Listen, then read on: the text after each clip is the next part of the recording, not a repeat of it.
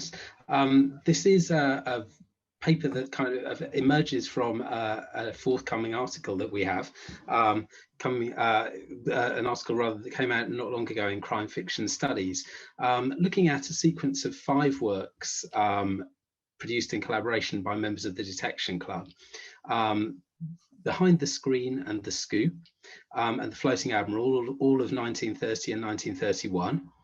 And then 2 further volumes, Ask a Policeman of 1935, and then a final one, which we have there, which is 6 Against the Yard, which was a very different kind of collaboration involving a CID ex-detective, Inspector George Cornish, which we'll be talking to you about, which introduces a whole kind of new domain into the world of the collaboration.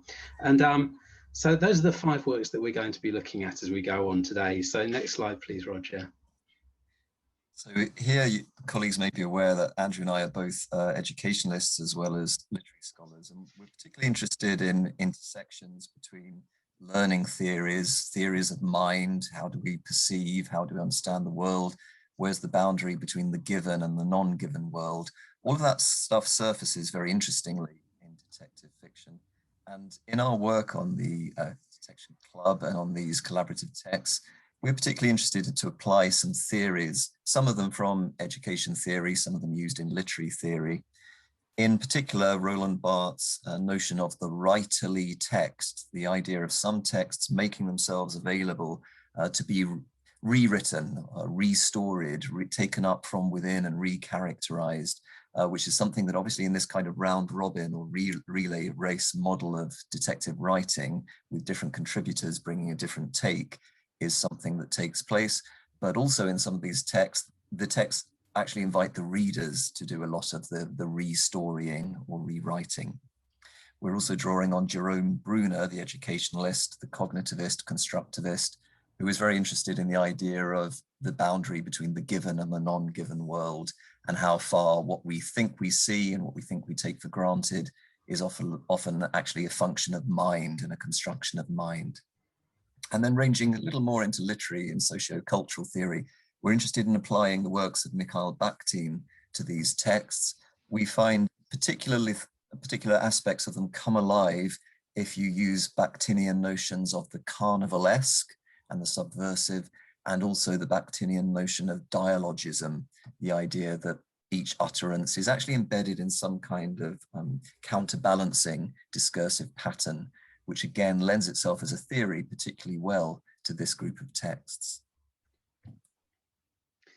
So we're going to move on now to look at the first a group of 3 texts, Behind the Screen, The Scoop and The Floating Admiral. And that this kind of relates particularly well to the paper that we just had, in that Dorothy Sayers is obviously a really significant character in terms of the shaping of these collaborative projects that happened early in the day. That they had, of course, a particular financial imperative as well, given that the club needed to fund its own premises in Soho.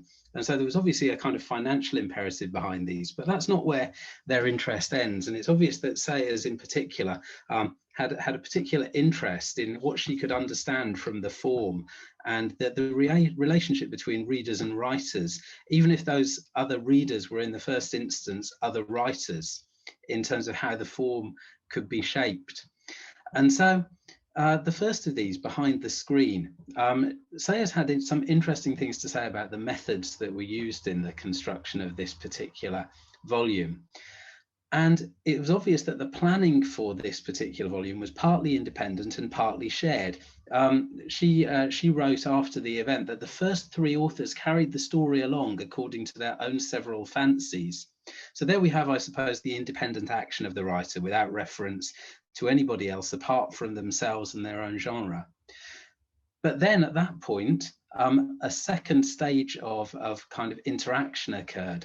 And she says, whilst the last 3 used their wits in consultation to unravel the clues presented to them by the first 3. So there was obviously a stage involved in the putting together of this volume, whereby the final 3 authors got together to read and to discuss what had happened in the earlier 3 chapters in order to come to their own satisfactory conclusion, their negotiated conclusion. as they would put it together. So an element, if you like, of collaboration, but I suppose in a sense an interesting element of competition amongst the authors here as well, in terms of what the first three authors did and then what the final three authors were to make of it. Then a second text that we'd like to consider is The Scoop. Thanks, Roger, if we could move on, which this time was planned in rather a different sense. Oh, sorry, did we just want to show that screen? That's quite interesting. I wondered if I'd just say a bit about the competition dimension. So that opened into the audience and the readership for Behind the Screen actually taking part. So Behind the Screen going out both you know, as a text, but also serialized on the radio, going out on the radio, and listeners and readers invited to write in and offer their own solutions to who was the malefactor in this story. Millward Kennedy, the novelist, acting as the adjudicator, giving the prize, appropriately enough, or the third prize, appropriately enough, to a joint entry between two collaborating competitors who'd cracked the case between them. Sorry, on to The Scoop.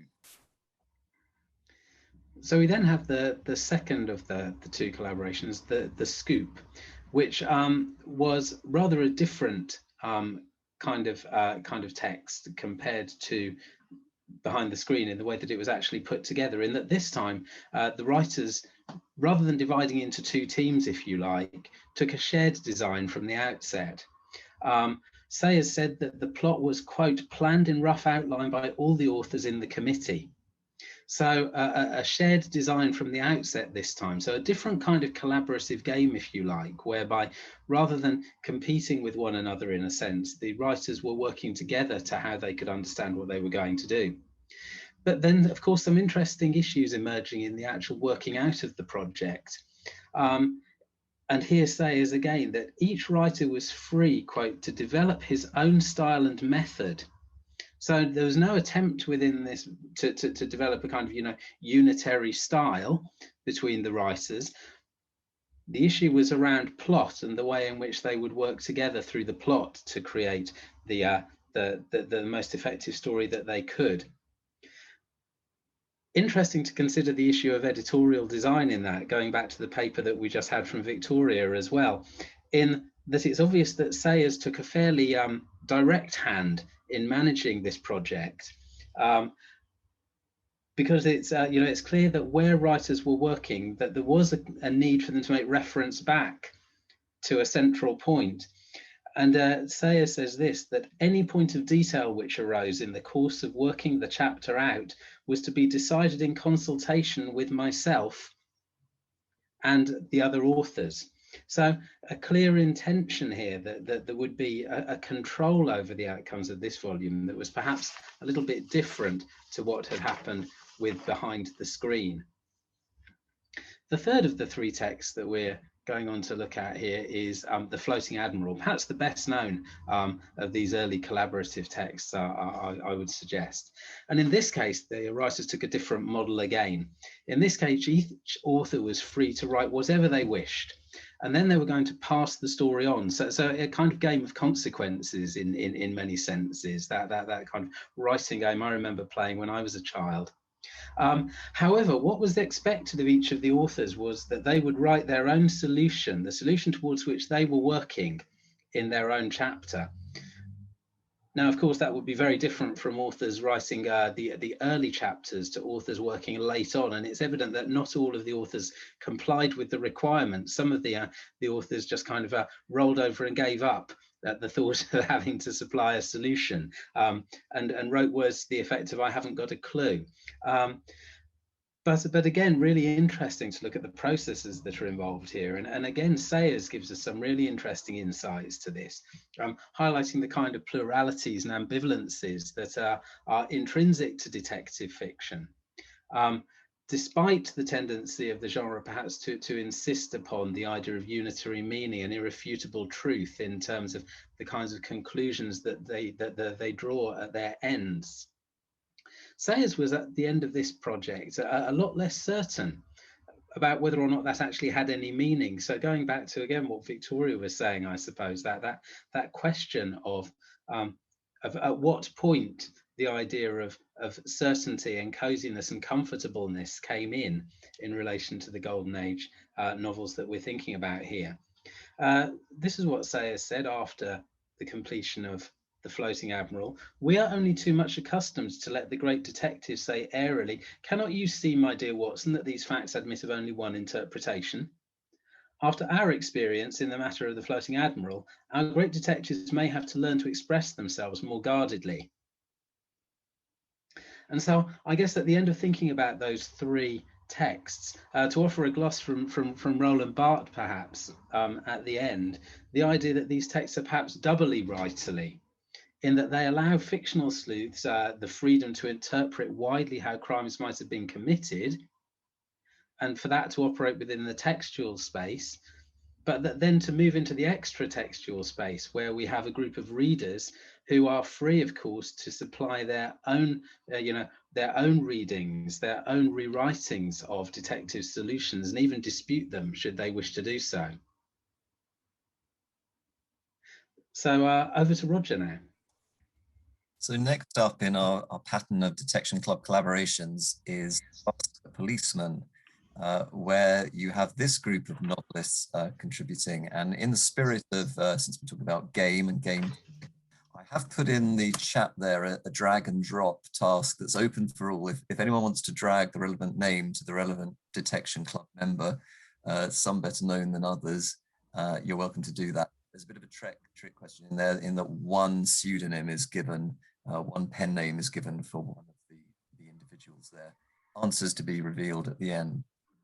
But Ask a Policeman continues this pattern really of gameplay, the idea of taking up the challenge of writing the collaborative story, but now with the new twist of detective swapping. So you have the different detectives that are established literary characters being taken up in the voices, rewritten, restoried by other writers within the club. So you have an element of flattery in that. You're taking up someone's character, you've got to deal with them carefully, but you have an element of walking a tightrope with that. Are you going to do something that is acceptable to that novelist who's established that character? And so you also have this element of the subversion. You realize we've got Mikhail Bakhtin's Rabelais and his world at the bottom left there. And Bakhtin in that text set out this idea of the carnivalesque, taking the dominant discourse, so in this case, the established detective with the established writer behind them, and now subverting that and restorying it with a different voice, taking up that detective, a different writer sourcing them. And so Ask a Policeman, inventive on a whole new level and trying to keep the game fresh in a whole new way. And interestingly, also proceeding out of a mistake at the end of the story, that in Ask a Policeman, each of the detectives alleges a perfectly plausible theory as to who did the murder. So again, you've got that notion of you can construct a narrative that is seamless and consistent, but it turns out that the murder is no murder at all. The death that's taken place is the result of an accident, it's misadventure, it's a schoolboy with an air gun letting off a report of the air gun that finds its mark. It's a fatal accident rather than actually a murder. So the gameplay dimension getting more and more inventive by the point of Ask a Policeman, and as if responding to their own suggestion, in the next Crimes Club, Detection Club collaboration, they really did ask a policeman. In was drafted ex-superintendent George W. Cornish, recently retired from Scotland Yard, recently having written up his memoirs, Cornish of the Yard, which related all sorts of cases of metropolitan murder, robbery, arson, theft, all sorts of high-profile cases that had been covered in the press in the years up to Cornish's retirement. What's really striking this in the close of our paper, the last 5 minutes, is that in this particular game, they had something of a loose cannon in Cornish. He was clearly drafted in this role of being the kind of sober judge. He is to pronounce on the idea of who has committed the perfect murder, which of these collaborating novelists have managed to lay before the reader a perfect murder that could not be detected or certainly could not be proven in court. And clearly the game is to result in a winner. You know, the hope is that Cornish is going to adjudicate that somebody has delivered to us the perfect murder. And I think it's quite clear that Sayers is hoping for that crown in her story, Blood Sacrifice. She offers this story of a blood transfusion where it goes awry.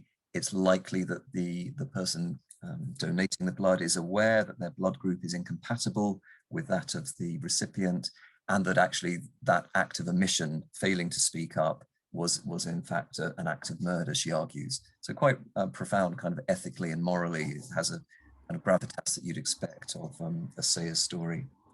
But Cornish finds this not to be a perfect murder. He doesn't judge any of them to be perfect murders.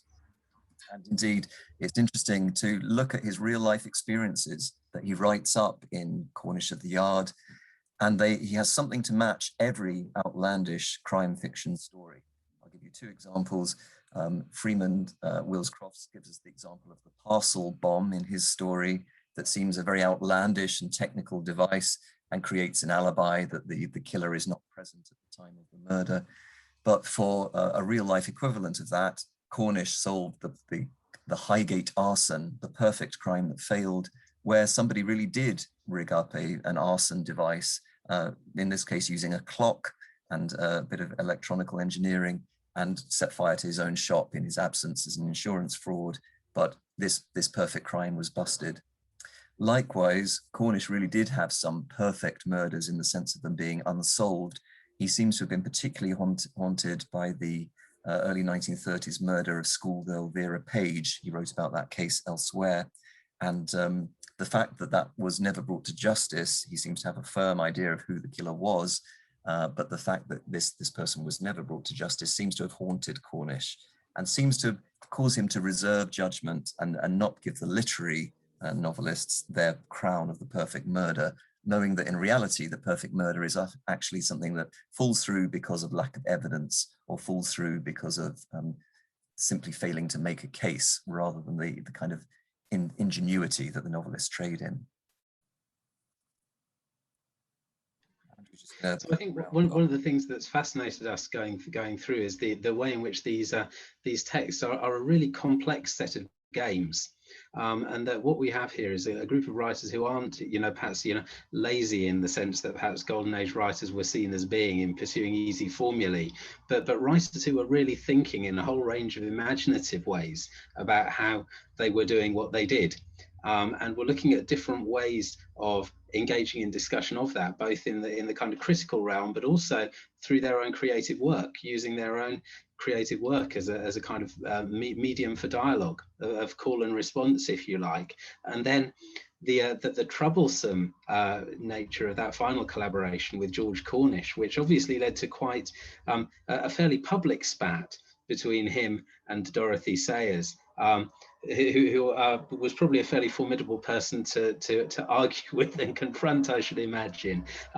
But these really imaginative ways in which these writers set about their tasks, which has been really interesting for us to pursue, and to note that it didn't stop with these five. We've already had reference to that kind of volume, The Anatomy of Murder, which was rather different in being a set of true crime cases, of course, rather than a work of fiction.